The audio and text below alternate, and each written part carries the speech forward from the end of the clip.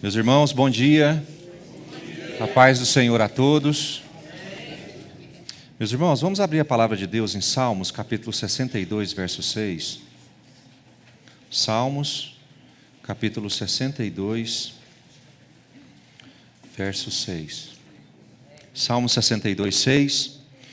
1, 2, 3. E só Ele é a minha rocha, a minha salvação e o meu alto refúgio.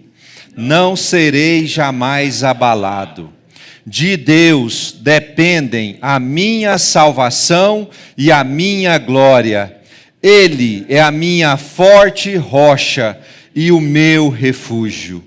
Confie nele em todo o tempo, ó povo. Derrame diante dele o seu coração. Deus é o nosso refúgio. Amém? Vocês estão familiarizados com esse texto? Meus irmãos, a gente vem falando sobre refúgio algumas ministrações. E nós começamos falando sobre o que vem a ser refúgio. Quem se lembra o que é um refúgio? O que é um refúgio?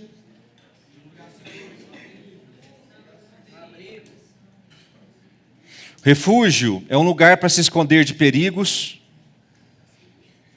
é um abrigo, um asilo, fuga, retirada.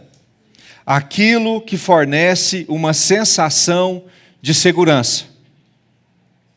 Naquele primeiro momento, nós vimos sobre as 6 cidades-refúgio que Deus estabeleceu. Vocês se lembram disso? Quem é que deveria habitar nessas 6 cidades? Aqueles que tivessem cometido um homicídio culposo, ou seja, sem a intenção, deveriam correr para essas cidades para ficarem protegidos. Então essas cidades, ao mesmo tempo que era uma sensação, ou davam uma sensação de segurança, elas também davam uma prisão, elas eram uma prisão. Nós então fizemos um paralelo entre as 6 cidades-refúgios determinadas por Deus e alguns refúgios de nosso tempo, também em número de 6.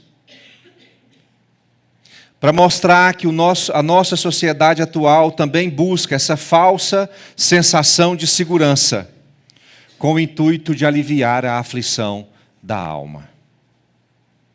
Só que nós aprendemos que existe apenas um alto refúgio, um refúgio verdadeiro.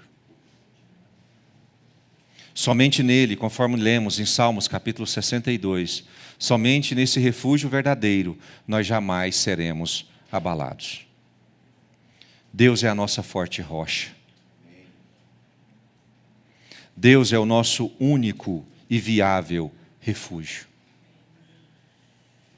O que passar disso, trata-se na realidade de um refúgio falso, que vai gerar uma falsa sensação de segurança.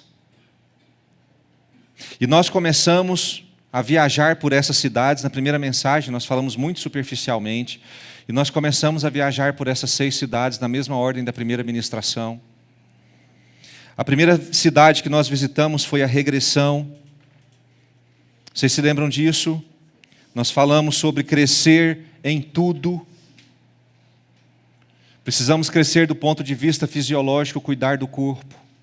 Do ponto de vista mental e emocional, cuidar das emoções, do coração e da mente. E do ponto de vista espiritual, só cresce em Deus aquele que cuida de outras pessoas. Depois nós saímos dessa cidade, na semana passada visitamos outra cidade. Quem se lembra qual foi? É um nome difícil, né? Escapismo. Vocês se lembram disso? E nós visitamos alguns bairros na cidade do escapismo. Pessoas que se refugiam em bebidas e vícios diversos, coisas que afetam a sua condição, a química da mente. Lembram de Mamon? O refúgio do dinheiro, da estabilidade financeira. E por fim, das telas, o rolar infinito, e nós caminhamos também pela rua da porneia, da pornografia. E hoje nós vamos visitar mais uma cidade. Um refúgio falso. Só que esse refúgio falso, ele talvez seja o mais delicado de se mencionar, porque ele é um tipo de refúgio que ele não causa desconforto. Muito pelo contrário. As pessoas que vivem nesse refúgio, eles gostam de viver nesse refúgio. Eles sentem prazer em estar nesse refúgio. Alguns vão habitar nessa cidade por décadas e não vão sentir qualquer desconforto ou incômodo de se estar nele. Entretanto, jamais alcançarão aquilo que Deus deseja que alcancem. Nós estamos falando de qual cidade, irmãos? Fernanda, você não vale.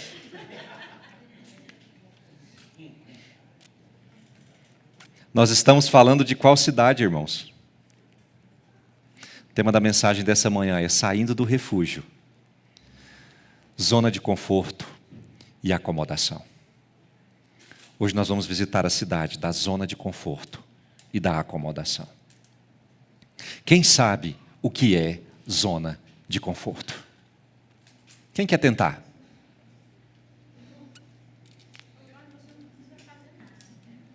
Um lugar que não se precisa. O que é zona de conforto, irmãos? Lugar de descansar. O sofá de casa, a cama. Ar-condicionado. O que é zona de conforto, irmãos? Conformismo com a situação. A facilidade. Conta bancária recheada. Quem aqui tem, irmão, conta bancária recheada? Deixa eu ver o que eu vou.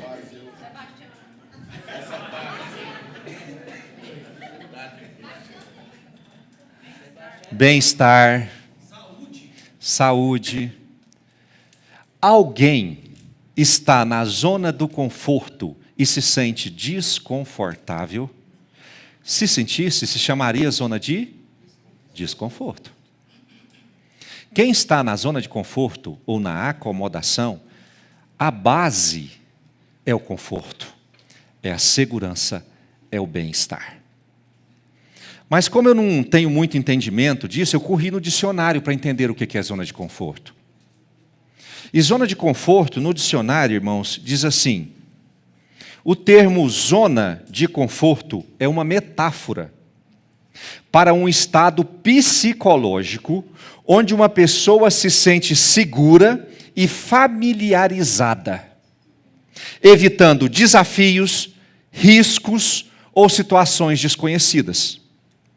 É um ambiente previsível, onde as rotinas e hábitos estabelecidos proporcionam uma sensação de controle, mas que pode limitar o crescimento e a exploração de novas oportunidades. Eu também fui procurar no dicionário o que é uma pessoa acomodada. Caracteriza-se pela priorização do conforto em detrimento do progresso. Diga para a pessoa que está do seu lado: gosta do conforto, mas não gosta do progresso. Evitando desafios e mudanças, preferindo a inércia. O que é inércia? Parado. Preferindo estar parado a tomar iniciativas que exijam esforço. Apresenta ausência de aprendizado e desenvolvimento contínuo, temendo risco e sentindo insatisfeito com uma carreira ou vida estagnada, o que pode levar a um comportamento de vitimização e reclamações constantes. Ou seja, a pessoa não quer sair daquele estado, ela não gosta daquele estado, mas ela também não quer sair daquele estado. Em outras palavras, é aquele que se agrada do status quo que se encontra, se recusando a evoluir e seguir adiante. É marcado pela busca da estabilidade em todos os sentidos. Estabilidade social, estabilidade relacional, estabilidade financeira, estabilidade emocional. O novo assusta e é evitado, além de temido. Não há evolução visível. Quanto mais o dia de hoje for parecido com o dia de ontem, melhor. Quanto mais 2025 for igual a 2024, 2023, 2022, melhor. Como tudo é sempre igual, é marcado por altos graus de insatisfação e reclamação, porque fica entediado. Mas não toma medidas de evolução. Esse é um tipo de refúgio que vem de tempos remotos na sociedade. O ser humano tem uma tendência natural à estagnação. Os povos antigos eram essencialmente nômades. O que significa, gente, um povo nômade? Ele vai de lugar em lugar em todo o tempo. Você sabe o que fazia os povos nômades a se estabelecerem no lugar?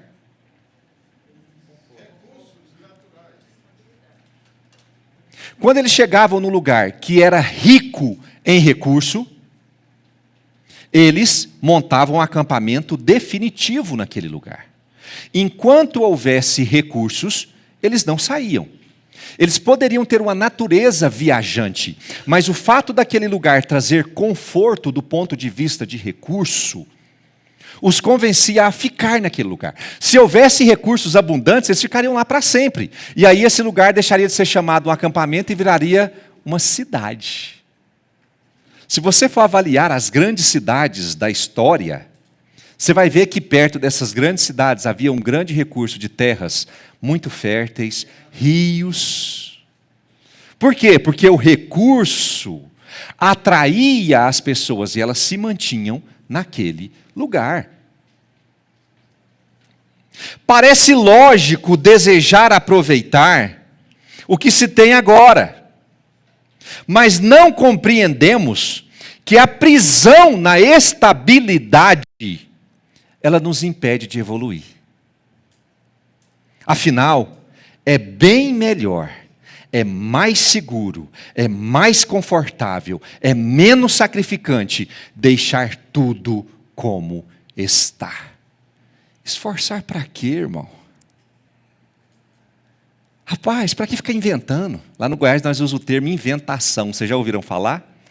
O goiano tem um termo inventação no dicionário. Essa palavra não existe no dicionário, mas no goianês tem. Para que ficar com inventação? Para que arriscar? Rapaz, vamos aproveitar, estacionar aqui e viver aqui. Quem conhece aquela história do fazendeiro com a vaquinha leiteira? Quem já ouviu aquela história? É interessante, né, gente? Vocês lembram? Um sábio foi viajar com seu aprendiz e ele parou numa fazenda bem pobre, bem miserável. E lá ele pediu pouso para o dono da fazenda. E quando foi à noite, na hora de dormir, o dono da fazenda, muito pobrezinho e miserável, foi contar o quanto era importante a única vaquinha leiteira que ele tinha. Que aquela vaquinha leiteira é o que trazia o pão de cada dia, era o que sustentava a casa dele, que aquela vaquinha era uma bênção para ele. No outro dia, o sábio e o seu aprendiz saíram, despediram do fazendeiro e saíram. A hora que eles saíram para ir embora, a vaquinha estava beirando o precipício. O sábio foi lá e fez o que com a vaquinha? Vrau. Jogou a vaquinha precipício abaixo. O aprendiz ficou indignado. Você tirou dele a única fonte de sustento. Passado um ano depois, ambos voltam. E quando eles chegam na mesma fazenda, eles encontram uma fazenda completamente diferente. Havia plantação, havia maquinário. A casa do fazendeiro já era O fazendeiro estava vestido diferente, seus filhos vestidos diferente. E o sábio chegou e perguntou, mas o que aconteceu com a sua fazenda? E o fazendeiro disse, rapaz, você não sabe a tragédia que me aconteceu. Aquele dia que vocês foram embora, minha vaquinha caiu no precipício. E depois daquilo eu tive que me virar. E eu me virei bem. Enquanto a vaquinha estava viva, enquanto o dia de hoje era igual ao dia de ontem, parecia que estava tudo no controle e seguro. No dia que ele perdeu a vaquinha, ele foi forçado a evoluir. E ele evoluiu.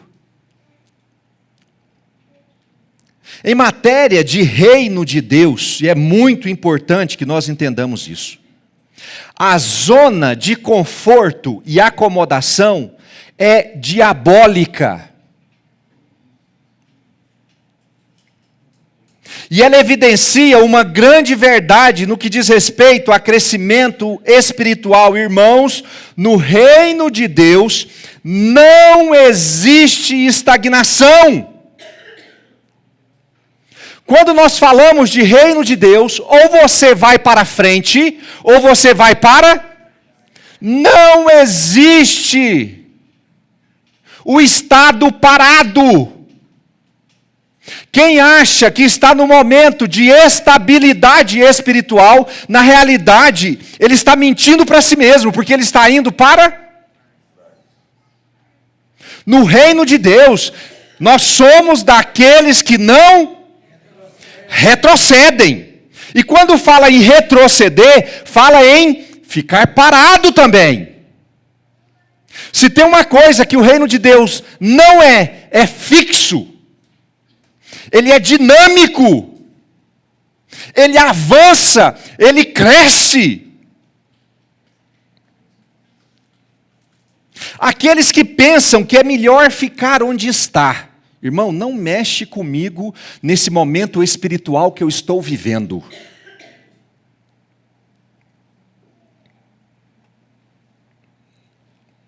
Na realidade, não é que você não está parado. Você está regredindo espiritualmente. Não é possível viver na zona de conforto quando falamos do reino de Deus. Não existe esse lugar no mundo espiritual, irmãos. Não existe no reino de Deus zona de conforto.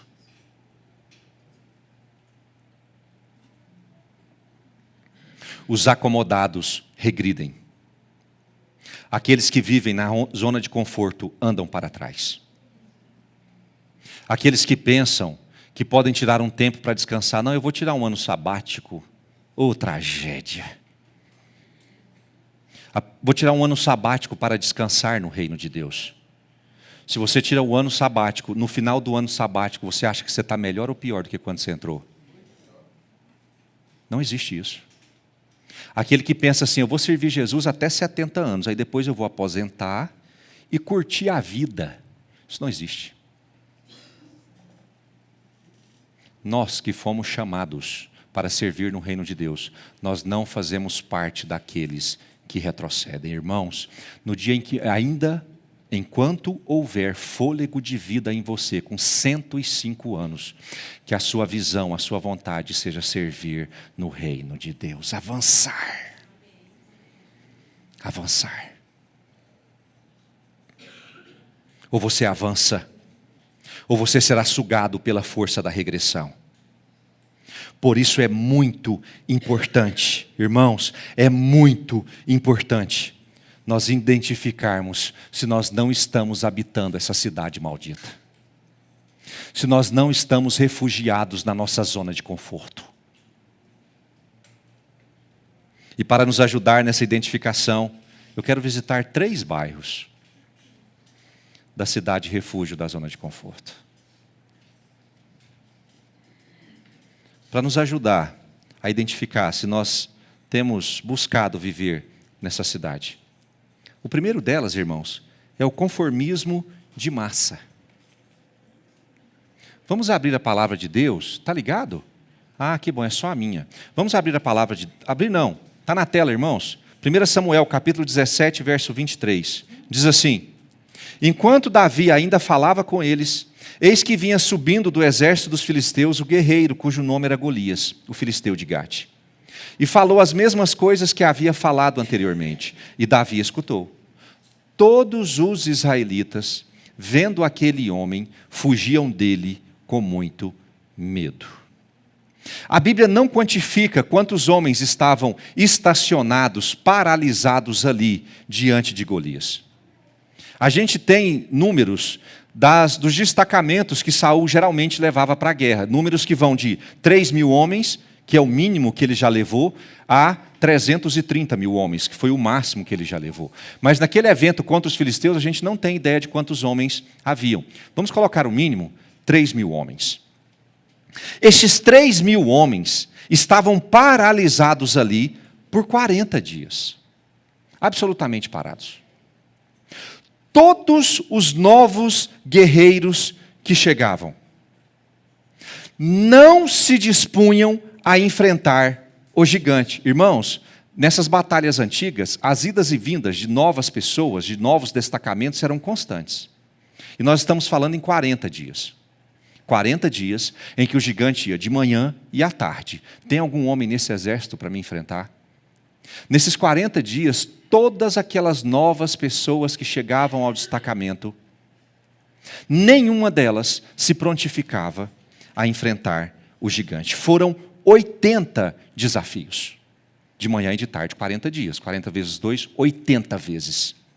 Nas 80 vezes, ninguém se dispôs a enfrentar. A explicação para isso é bastante simples. Para um novato que chegasse lá no dia 25, por exemplo. Hora que ele chegava e ouvia o desafio, ele pensava assim: quem é que deveria enfrentar o gigante? Quem? Quem era o mais forte, o mais alto de todos?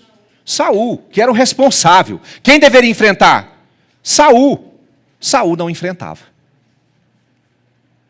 Mas tinha também o príncipe Jonatas, que era conhecido por ser um grande guerreiro. E Jonatas também não enfrentava. Saul tinha os seus generais que estavam junto dele. E os generais também, esse novato chegava e falava assim, mas os generais também não estão enfrentando. E haviam, jogando bem por baixo, 3.000 soldados. Nenhum deles se prontificava a enfrentar. Aí chegava um novato, Saul não enfrenta, Jonatas não enfrenta, os generais não enfrentam, nenhum soldado enfrenta. Ele ouvia aquele desafio. Qual que era a tendência natural desse novato quando chegasse no meio desse povo? Rapaz, se ninguém enfrenta, para quê? Por que eu vou enfrentar? E alguém culpava ele por isso? Alguém chamava ele de covarde? Alguém chamava ele de frouxo? Por quê, gente? Porque todo mundo era. Era mais um associado ao clube. Não havia desconforto da parte dele, porque a grande maioria, ou a maioria absoluta, não fazia nada.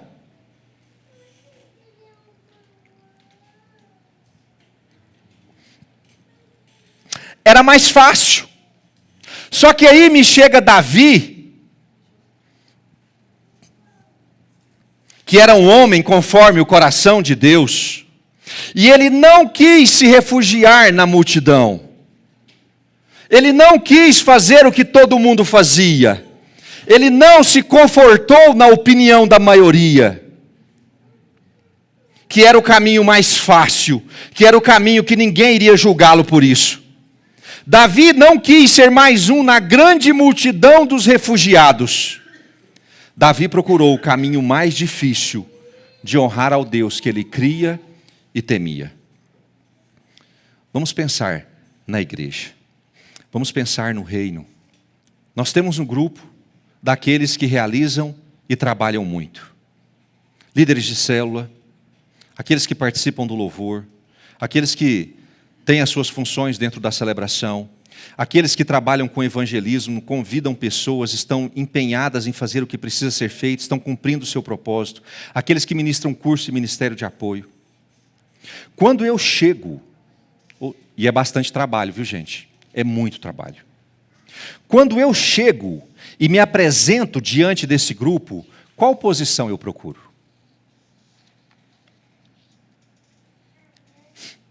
Dentre aqueles que se esforçam e buscam servir ao Senhor, ou eu estou entre aqueles que preferem ser mais um na maioria? No ambiente da sua célula, você é aquele que se prontifica a ajudar o seu líder a desenvolver a sua célula? Você é aquele que fala, no próximo eu levo o lanche aí, irmão. Você está precisando que eu ministre uma palavra? Você é aquele que olha para a célula e fala assim, nossa, eu estou achando pouca gente hoje. Na semana que vem pode contar comigo que eu vou chamar gente. Ou você é mais um que se agrega à multidão, que só assiste e recebe? Ou você é mais um que se sente no conforto da maioria, que não assume a sua responsabilidade diante de Deus? Isso explica o conforto e segurança de grandes igrejas. Você pode ir cultuar a Deus sem que ninguém te note e te peça para realizar nada. É melhor eu ficar escondidinho no meio desses 10 mil aqui. Ninguém sabe, mal sabem esses que não existe inércia no reino de Deus. E o conformismo de massa vai te deixar apenas confortável na consciência, mas impedido de alcançar aquilo que Deus espera de você, irmão. Nós não podemos nos conciliar com aqueles que não têm propósito. Você não está aqui apenas para receber, você foi chamado para cumprir um propósito diante de Deus. É isso mesmo. Eu não posso chegar diante dessa batalha do reino, sentar no meu lugar, cruzar os meus braços. Ninguém está fazendo nada, eu também não vou fazer nada. Não há evolução no reino de Deus quando nós cruzamos o braço e nos aliamos à maioria. Lucas capítulo 22, verso 27. Quem é o Senhor da igreja, irmãos? Irmãos, quem é o Senhor da igreja? Então é Ele dizendo, Lucas 22, 27. Pois qual é maior? Aquele que está à mesa ou aquele que serve? Irmão, qual é maior? O que está à mesa ou aquele que serve? No reino de cabeça para baixo. Mas socialmente, quem que é o maior? O que está sendo? E os outros são os serviçais. Não é verdade Jesus dizendo que o maior é aquele que está à mesa? Pois no meio de vocês, eu sou como quem serve. Quem está dizendo isso é o Senhor da igreja. Vocês são os que têm permanecido comigo nas minhas tentações. Irmãos, nós não estamos aqui para nos assentar à mesa. Nós estamos aqui para servir à mesa. Nós vamos nos assentar à mesa na eternidade com o nosso Senhor. Mas enquanto nós vivermos esse reino, o nosso papel não é se juntar à multidão dos que não fazem nada. Nós temos um chamado diante do Senhor. Não se conforme. Por favor, eu sei que é muito melhor. Eu sei que é muito mais fácil. Eu sei que é muito cômodo. Mas não se conforme em se sentar à mesa e ser servido. Nós fomos chamados para servir. Que tenhamos a mesma disposição que houve em Cristo Jesus. Ele não veio para ser servido, ele veio para servir. Davi, por menor e mais fraco que fosse, não havia sido chamado para ser protegido, ele estava pronto para proteger. Não fomos chamados para sentar à mesa enquanto os outros nos servem, nós fomos chamados para servir os outros. Diga para a pessoa que está do seu lado, você foi chamado para servir os outros. Está faltando convicção aí, irmão.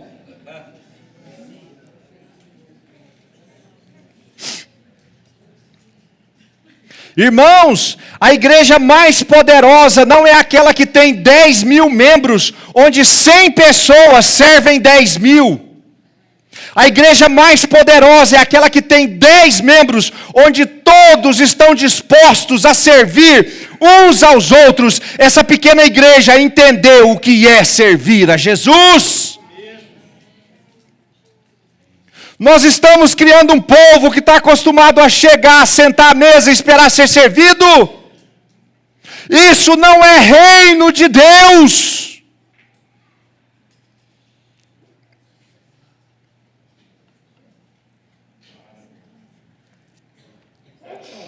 O verdadeiro reino é aquele em que nós não cruzamos o braço com a maioria, que é a zona de conforto, que é o comodismo.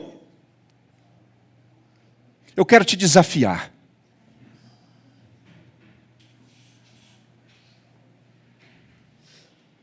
A você chegar no seu líder de célula e perguntar para ele, o que você precisa que eu faça na próxima célula? Mas o desafio está fácil demais, isso é zona de conforto. Eu quero que você diga para ele assim, você quer que eu ministre a palavra?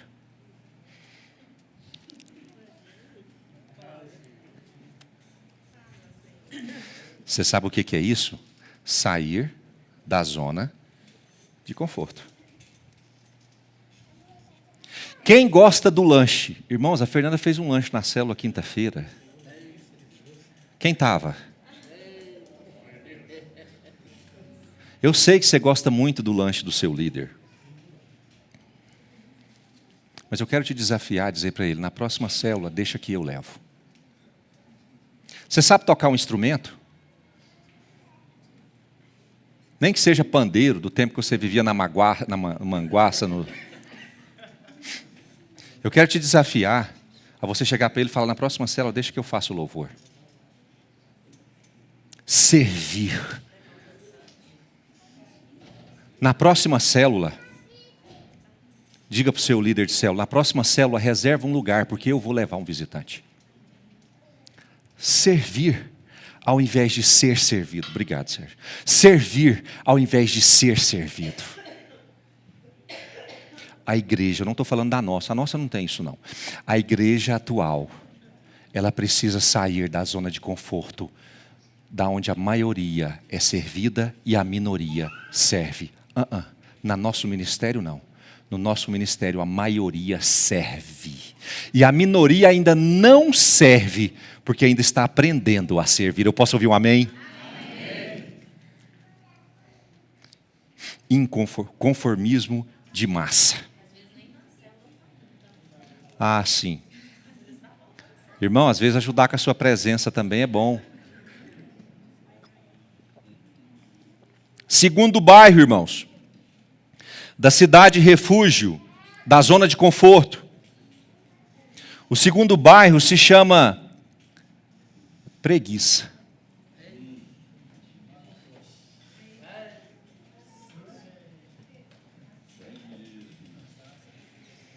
Pastor, não tem esse problema aí não. Provérbios capítulo 6, verso 6, a palavra de Deus diz assim: vá ter com a formiga, ó preguiçoso. Observe os caminhos dela e seja sábio. Não tendo ela chefe, nem oficial, nem comandante. No verão prepara a sua comida. No tempo da colheita, ajunta o seu mantimento. Ó preguiçoso, até quando vai ficar deitado? Quando se levantará do seu sono? Um pouco de sono, um breve cochilo. Quem gosta de um breve cochilo? Braços cruzados para descansar. E a sua pobreza virá como um ladrão, a miséria atacará como um homem armado.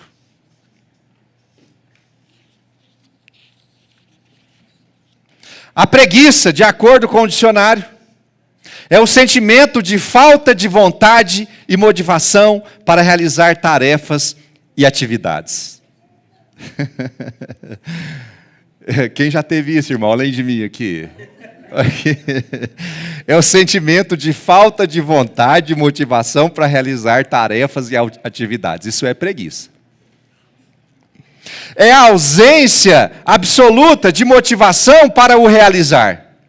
Tudo se torna muito difícil e trabalhoso. É muito melhor não fazer, não realizar, não se esforçar. Entretanto, o versículo que lemos mostra que a preguiça é a abertura para a miséria. E ela nos traz uma professora inusitada. Quem é o professor para combater a preguiça, irmão?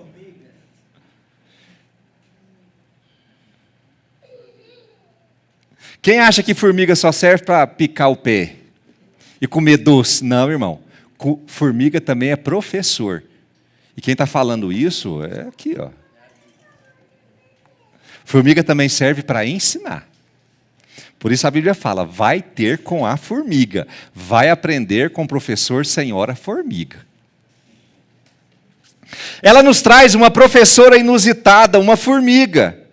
E tem algumas características da formiga que eu considero muito importantes para aqueles que não querem se refugiar na preguiça. O primeiro delas, irmãos, a formiga tem senso de iniciativa, que a Bíblia fala. Ela não tem general comandante, ninguém que mande ela fazer. Ela simplesmente acorda e faz. Não tem ninguém mandando. Você sabe qual que é a maior desculpa do preguiçoso? Quando pergunta ele, irmão, por que você não está fazendo isso? Qual que é a desculpa, irmão? Ninguém pediu para fazer. Se eu soubesse...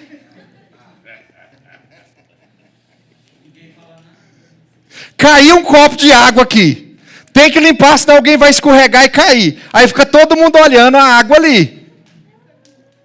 Aí alguém vem, escorrega e cai. Aí ela que escorrega e cai pergunta, por que vocês não vieram limpar? Qual que é a resposta? Porque ninguém mandou. Tem gente que vai viver 20, 30 anos na igreja sem realizar nada. E a desculpa vai ser porque o pastor nunca pediu. Irmão, quem direciona, ordena, coordena o reino de Deus é Jesus. Amém. É uma lástima o pastor ter que chegar em você e pedir para você fazer algo que Jesus já pediu para você fazer.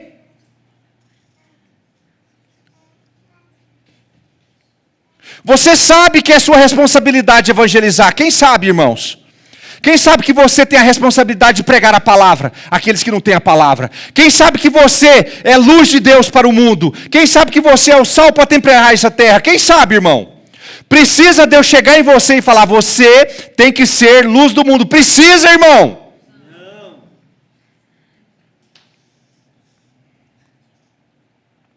Vai ter com a preguiça, ó formigueiro. Vai ter com a formiga. Iniciativa, irmão. Iniciativa. Semana passada, o Jailson estava aqui, terminou o culto, o Jailson chegou em mim e falou assim, pastor, tem uma luz no palco que está queimada. Eu falei, é mesmo? Que coisa horrível, ainda bem que eu não vi, que eu tenho TDAH, se eu vi uma luz queimada, eu fico olhando só para ela. Aí ele falou assim, essa semana eu vou vir trocar essa lâmpada. Eu falei, que bom, meu irmão, graças a Deus por isso, vem mesmo. Ontem cedo ele ligou, estou indo lá trocar a lâmpada. E ele veio e trocou a lâmpada, espero, né? Vocês estão vendo alguma aí queimada? Sabe quem pediu? Ele viu a luz queimada e fez. Quem aqui gostaria que tivesse... Me fala um instrumento que nós não temos no Ministério de Louvor. Hã? Carpa? Harpa. O que mais, gente? Precisa. Se você sente da parte de Deus que se determinado instrumento o louvor ao Senhor sairia mais bonito. Precisa de alguém chegar em você e falar assim: por que você não aprende a tocar sanfona?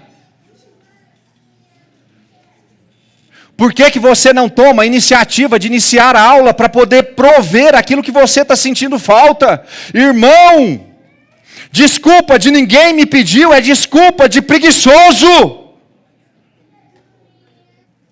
Segunda coisa que a formiga faz, ela planeja. Irmãos, ela trabalha em qual estação do ano que diz a palavra? No verão. Por quê, irmãos? Porque ela sabe que no inverno ela não vai conseguir. Aí você sabe o que ela faz? Ela estoca muita comida para poder passar o inverno. Planejamento. Preguiçoso não planeja. Rapaz, se a mandioca está no ponto de arrancar do chão, hoje eu não preciso fazer nada, só comer a mandioca. Mal sabe ele que depois da manhã a mandioca acaba. Ele não planeja. O preguiçoso tem muita dificuldade de planejamento. O preguiçoso só quer agir quando a fome aperta. E aí é tarde demais. Terceiro ponto. A formiga dorme pouco. Depois de pedir o preguiçoso para aprender com a formiga, Salomão mostra o que o preguiçoso evidentemente deseja. O preguiçoso quer dormir.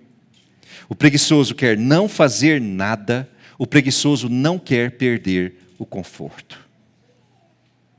Nós não podemos jamais nos esquecer que o reino de Deus é tomado por...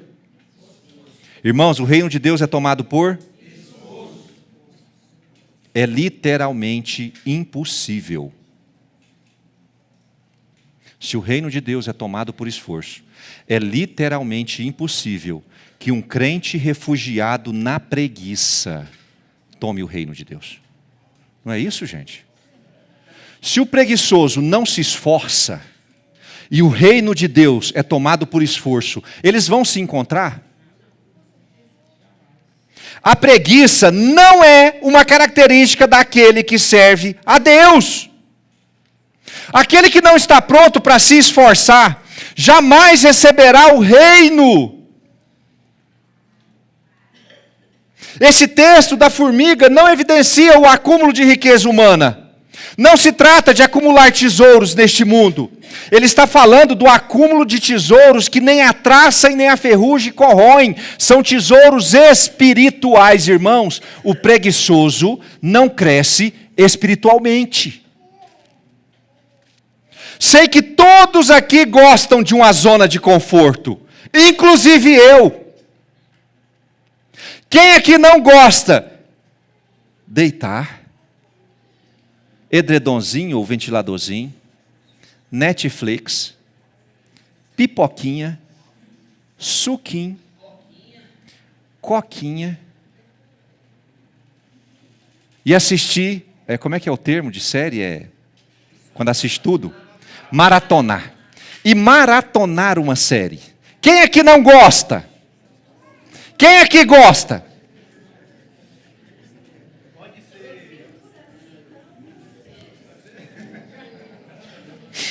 Afinal, irmão, dormir, ficar sem fazer nada, é muito bom. Tem gente que refugia nessa cidade indefinidamente. Alguns estão refugiados nesse conforto há anos. E se acostumaram com o prazer da inércia. O que é que eu tenho para segunda noite? A série que vai lançar. Terça noite, Libertadores. Quarta noite, Campeonato Brasileiro. Quinta noite, Copa do Brasil. Sexta noite, cineminha. Sábado à noite, sabadou, sextou. Ou seja, ele construiu toda a sua agenda em torno do não fazer nada. No reino de Deus, você sabe como é que se chama isso? Preguiça. Estão dormindo. Por isso a Bíblia diz: desperta, ó tu que estão dormindo. Mal sabem que o inverno pode chegar como ladrão e a miséria como homem armado. Tem gente que constrói a sua vida em torno do não fazer nada. Estão frios espiritualmente, distantes de Deus. Culpam a igreja, culpam o ministério, culpam Deus, culpam o presidente, culpam a sociedade. Na realidade, a grande culpada é a preguiça. Você não foi chamado para não fazer nada, irmão, nem aqui nem no céu, quando você entrar na glória. Se você acha que no céu você vai só viver em berço esplêndido, não dá, irmão. Lá você também tem logística e rotinas específicas. Como é que o Silas Malafaia fala? O Silas Malafaia fala assim, que quando chegar os crentes na igreja, um anjo vai gritar para Deus assim, para tudo aqui no céu que está acontecendo, que o bando de vagabundo chegou. Que eles não querem fazer nada.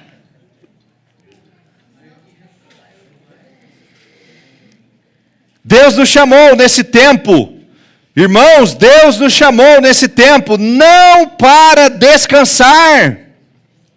Deus nos chamou para ajuntar tesouros no céu, e ajuntar tesouro é trabalhoso. Eu queria muito que você identificasse como é que é a sua rotina semanal. Eu sei que todo mundo trabalha durante o dia, mas o que você faz à noite? O quanto do seu tempo você está vivendo no refúgio da preguiça, nesse bairro maldito? O quanto desse tempo você está gostando de não fazer nada, de ficar à toa, de chegar, botar aquela bermudinha rasgada, velha, feia sua, aquele pijama horroroso, colocar a chinelinha havaiana e sentir aquela alegria. Ai, não vou fazer nada, irmãos. Deus não nos chamou para viver refugiados na preguiça. Mas pastor, eu preciso de descansar. Você pode, eu vou te dar aí. Vou te dar aí da 12:00 às 6. Não se refugie.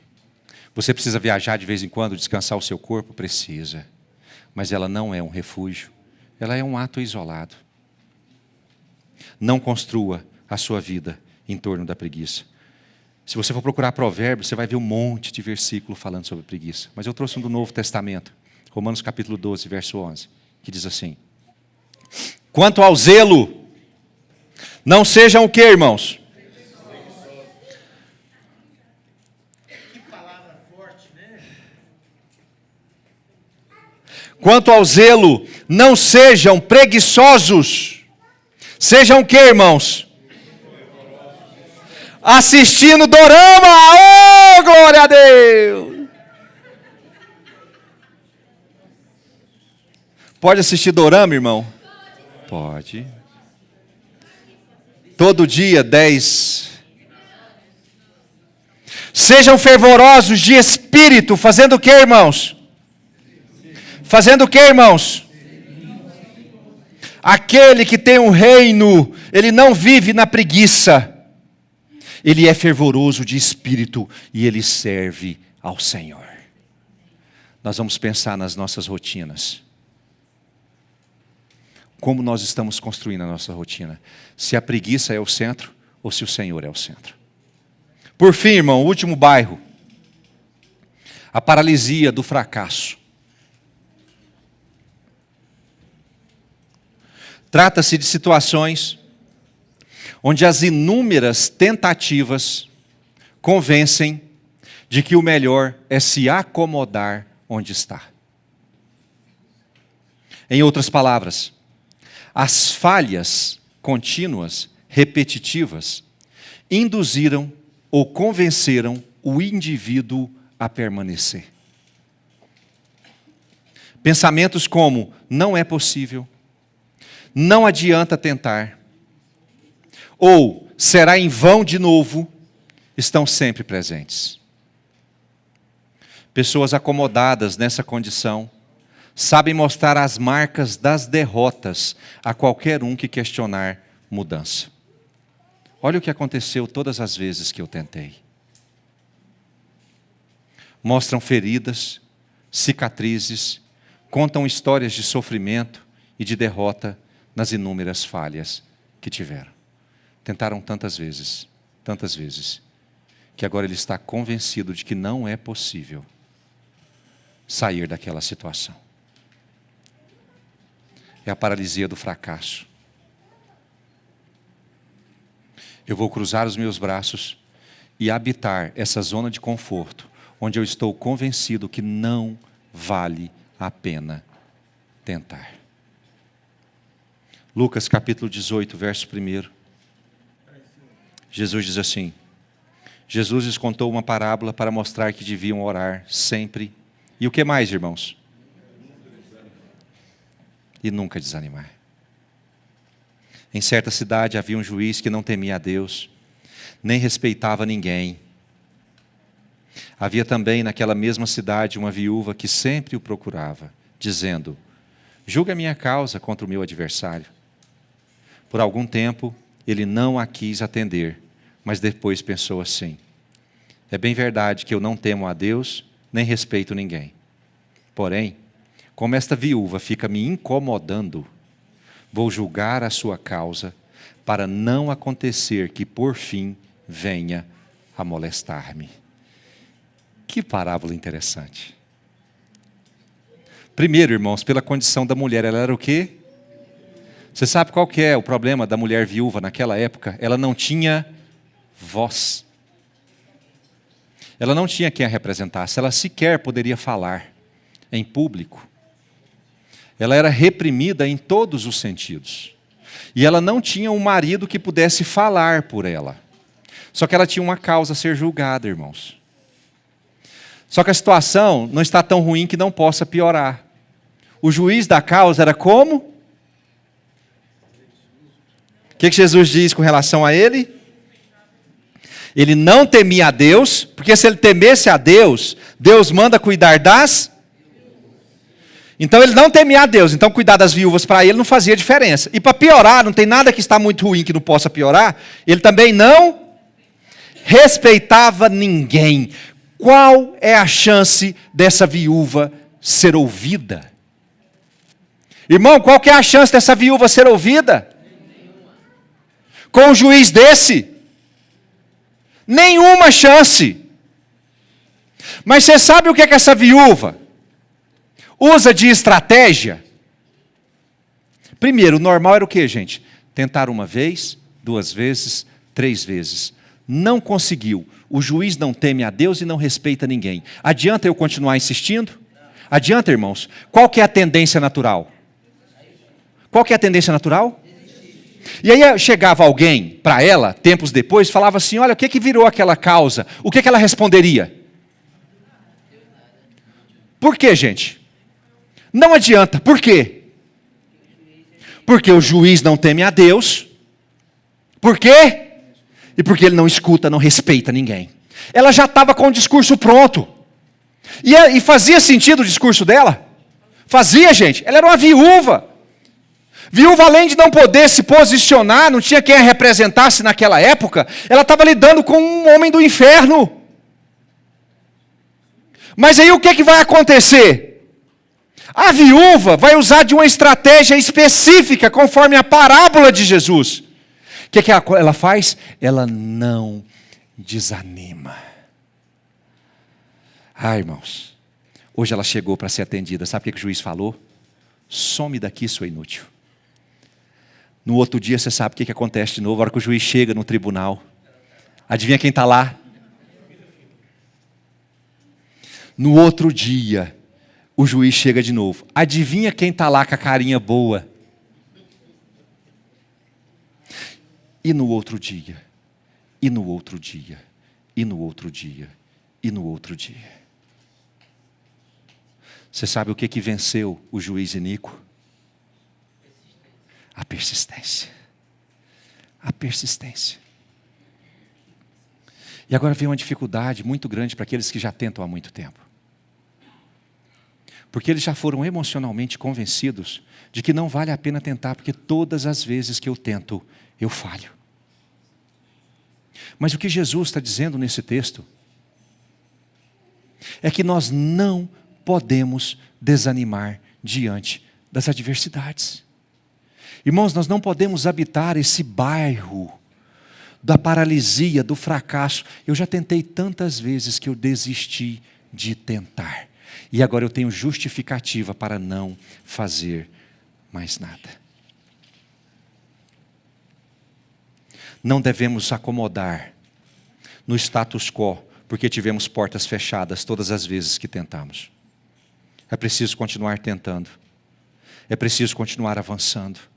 É preciso continuar buscando. E é preciso desejar continuar seguindo. Vai ter gente aqui que vai se lembrar de quantas vezes já tentou abrir célula. E hoje não tem ninguém. E se você perguntar à pessoa por que você parou, ela vai dizer, eu já tentei tantas e tantas vezes e não foi para frente. Pois o Espírito Santo está aqui hoje para te dizer, não desanime, continue tentando. Continue tentando. Essa justificativa que você tem no coração é só uma zona de conforto para te deixar com menos senso de culpa. O que o Senhor quer de você é que você persevere e continue lutando. Não desanime. A perseverança é citada constantemente no Novo Testamento. Deus insiste em dizer que a luta será intensa e que será preciso muita perseverança para que possamos continuar avançando. Irmãos, nós não podemos paralisar por conta das seguidas portas fechadas. Nós não somos daqueles que retrocedem. Você se lembra de todas as vezes que bateu de cara com a porta fechada? Quem aqui se lembra, irmãos? Foram muitas vezes, não foram? Foram muitas vezes. Pois o Senhor está aqui hoje dizendo para você continuar tentando. Não desanime. Não desanime. Você tentou mudança de vida há tantos anos. Cara, eu já tentei me livrar desse pecado tantas vezes. E já perdi tantas vezes. Que eu já estou convencido que não tem como eu mudar mais. Cara, eu desisti. Pastor, eu simplesmente desisti de querer mudar. O Espírito Santo está aqui hoje dizendo a você, não desanime, continue tentando. Aquele que começou a boa obra, ele vai completar na sua vida. Não se convença do fracasso.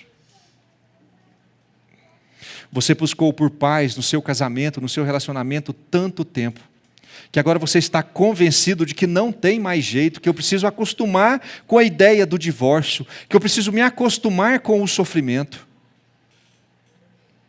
Você falhou tantas vezes tentando mudar sua situação financeira, que desistiu de tentar de novo, está convencido de que não vale a pena tentar. Deus está nos chamando, irmãos, Deus está nos chamando para fora dessa situação. Abandone essa cidade do fracasso hoje. Você que está morando nesse bairro do fracasso, o Senhor está te chamando para fora. Tente mais uma vez. Hebreus capítulo 10, verso 35. Portanto, meus irmãos, não percam o quê? Isso é maravilhoso demais, irmãos. Ele está dizendo não para a pessoa ter confiança. Ela já tem. Ele está dizendo para a pessoa não perder aquilo que ela tem. O que a pessoa tem? Não percam a confiança de vocês. Não percam. Porque ela tem grande recompensa. Vocês precisam o quê, irmãos? Irmãos, vocês precisam o quê? Vocês precisam perseverar, para que, havendo feito a vontade de Deus, alcancem a promessa. Irmão, só vai ter porta aberta aquele que continuar batendo. A viúva jamais teria sua causa julgada se ela não continuasse insistindo. A história dela é de vitória porque ela nunca desistiu. Continue tentando porque a recompensa vai chegar. Porque ainda, no verso 37, porque ainda dentro de pouco tempo, aquele que vem virá e não irá demorar. Mas o meu justo, ele viverá pela fé. E se retroceder, isso aqui é muito forte, irmãos. Irmãos, se ele desistir, se ele abandonar, se ele habitar o bairro da paralisia do fracasso, se ele andar para trás, dele a minha alma não se agradará, diz o Senhor. Isso não é forte, irmãos? Nós, porém, esse é para nós, hein? Eu quero ouvir um glória a Deus no final dessa frase, porque é para nós. Nós, porém, não somos dos que retrocedem para a perdição, mas somos da fé para a preservação da nossa alma. Nós não somos daqueles que retrocedem. Nós não somos daqueles que abandonam a porta. Nós não somos daqueles que desistem. Nós não somos daqueles que desanimam. Nós não somos daqueles que paralisam. Nós não somos daqueles que retrocedem para a perdição. Nós somos da fé, irmãos. Nós somos da fé. Você é da fé? Você já tentou muitas vezes só colher o fracasso? O Senhor quer que você continue tentando. O Senhor deseja que você continue tentando. Não existe inércia para concluir. Não existe inércia no reino de Deus. Não existe, irmãos. Ou nós estamos avançando, ou nós estamos regredindo. Não podemos nos abrigar nesse perigoso e confortável refúgio da zona de conforto. A frustração de várias tentativas fracassadas, a preguiça ou o conformismo de massa não são locais de segurança para que nós estacionemos. Precisamos avançar. Diga para a pessoa que está do seu lado, nós precisamos avançar. Saia da acomodação. Saia da zona de conforto. O Senhor tem grandes coisas a serem realizadas, desde que estejamos prontos para abandonar esse refúgio e tomar o reino de Deus sob muito esforço. Não há conforto. Não há inércia. Não há comodidade no chamamento de Jesus. Mateus capítulo 16, verso 24. Não há conforto, não há inércia, não há comodidade no chamamento de Jesus. E o chamamento de Jesus vocês estão vendo na tela. Eu queria muito que vocês me respondessem. Alguém que habita a cidade da zona de conforto e do comodismo, da acomodação, pode atender a esse chamado? Irmãos, alguém que está vivendo no refúgio da zona de conforto, pode atender esse chamado de Jesus? Então Jesus disse aos seus discípulos: se alguém quer vir após mim, quem quer, irmão? Se alguém quer vir após mim, negue a si mesmo, tome a sua cruz e siga-me. Se você estiver na cidade, refúgio, da zona de conforto, é impossível você atender a esse chamado. Não há conforto, não há inércia e não há comodidade no chamamento de Jesus. Se você quer seguir a Jesus, você vai precisar sair da cidade, da zona de conforto. Anjos te louvam, os anciãos se prostram.